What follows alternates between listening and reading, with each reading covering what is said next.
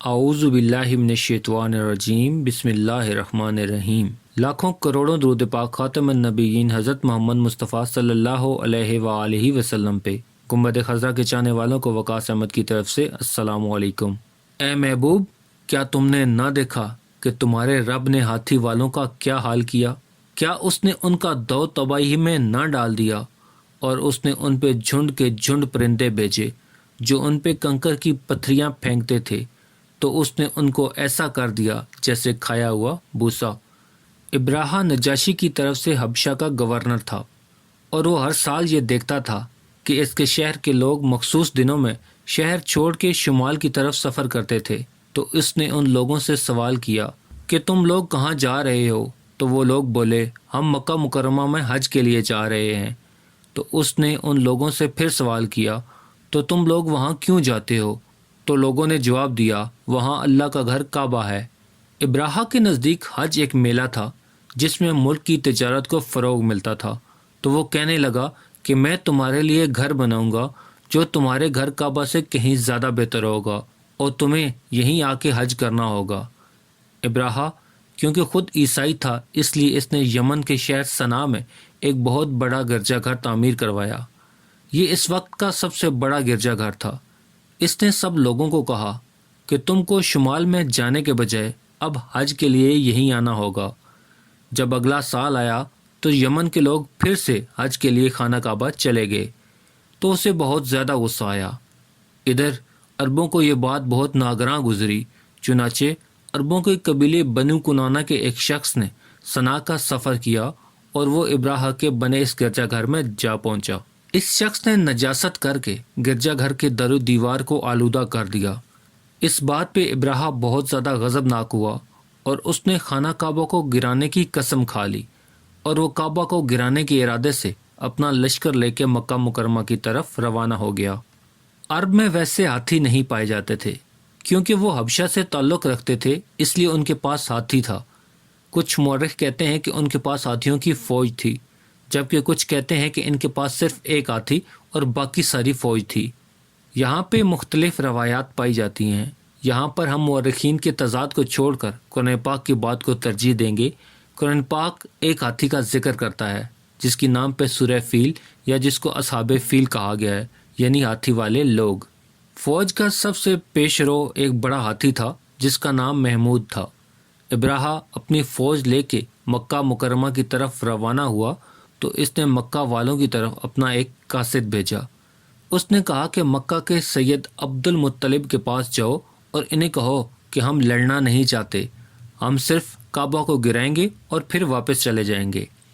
قاصد جب یہ خبر لے کے حضور صلی اللہ علیہ وآلہ وسلم کے دادا عبد المطلب کے پاس پہنچا اور ابراہا کا یہ پیغام دیا، تو آپ نے فرمایا کہ اسے آنے دو۔ پھر ابراہا اپنی فوج لے کے مکہ مکرمہ کی طرف آیا۔ اس نے مکہ کے قریب پہنچتے ہی سردار عبد المطلب کے اونٹ اور دوسرے لوگوں کے مویشی اپنے قبضے میں لے لیے۔ اس بات کی خبر جب حضرت عبد المطلب کو ہوئی تو وہ ابراہا کی فوج کی طرف روانہ ہو گئے۔ جب آپ ابراہا کے پاس پہنچے تو ابراہا نے آپ کی بہت عزت کی۔ آپ اتنے باروب انسان تھے کہ ابراہا آپ کی تعظیم میں کھڑا ہو گیا، اور اس نے آپ کے آنے کا مقصد دریافت کیا۔ تو آپ نے فرمایا کہ تم میرے اونٹ مجھے واپس کر دو۔ یہ بات سن کے ابراہا بہت حیران ہوا اور غضبناک بھی، اور وہ بولا کہ میں یہاں تمہارا اور تمہارے آباء و اجداد کا کعبہ گرانے آیا ہوں، اور تم نے مجھ سے اس بارے میں کوئی بات نہیں کی، بلکہ صرف اپنے اونٹوں کا مطالبہ کر رہے ہو۔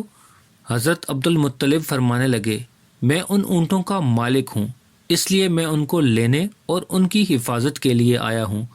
جو کعبہ کا مالک ہے وہ اس کی حفاظت خود کر لے گا۔ ابراہا نے آپ کو آپ کے اونٹ واپس کر دیے، اور آپ واپس مکہ مکرمہ آ گئے۔ واپس آتے ہی آپ نے لوگوں کو شہر چھوڑ کر پہاڑیوں کی چوٹیوں پہ چلے جانے کا کہا۔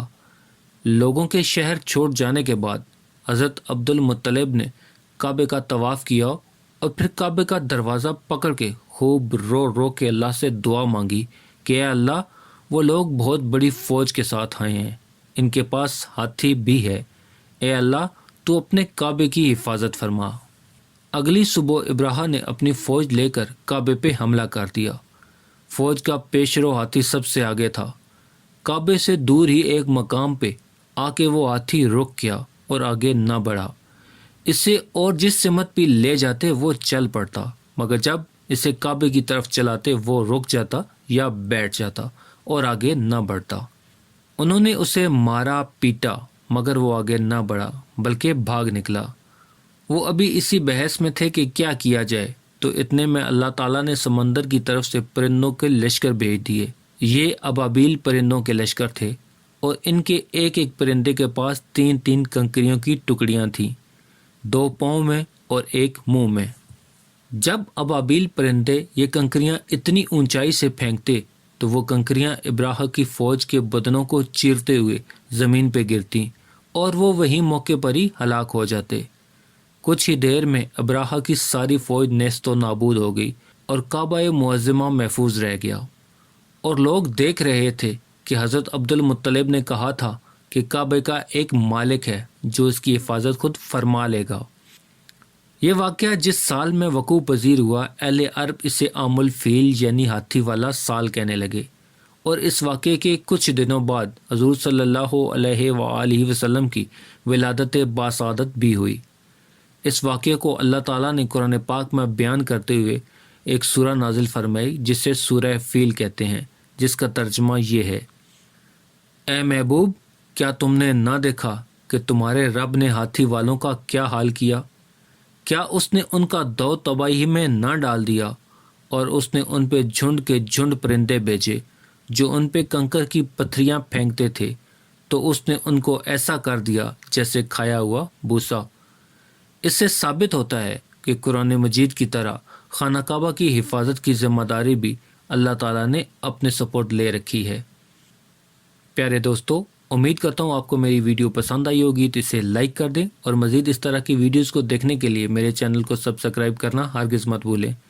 بیل کا بٹن بھی دبا دیں تاکہ آپ کو نئی آنے والی ویڈیوز کا نوٹیفیکیشن مل سکے۔ ملتے ہیں ایک نئی ویڈیو کے ساتھ، تب تک کے لیے اپنا خیال رکھیے گا۔ اللہ رب العزت آپ کو آسانیاں دے اور آسانیاں بانٹنے کا شرف عطا فرمائے۔ اللہ حافظ۔